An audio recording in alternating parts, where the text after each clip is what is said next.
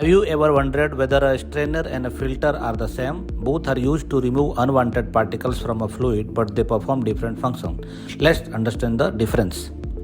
A strainer is a mechanical device used to remove relatively larger solid particles from a flowing liquid or gas. It normally uses a mesh or perforated screen and is often installed to protect pumps, valves and other equipment from debris.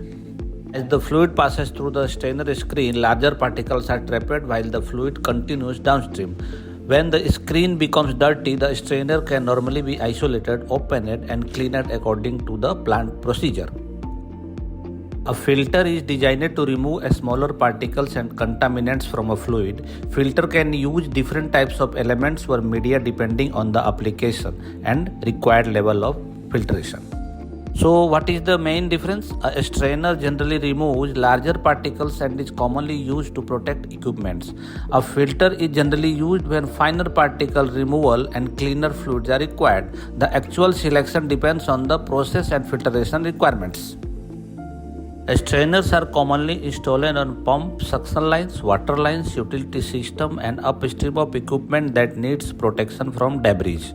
Filters are commonly used for process fluids, lubrication systems, water treatment and application where cleaner fluid is required. Both strainers and filters require proper monitoring and maintenance. As they become clogged, flow can decrease and pressure drops across the device can increase.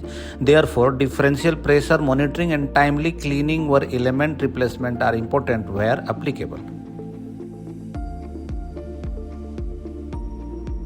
The easiest way to remember it is strainer protects equipment and filter cleans the fluid.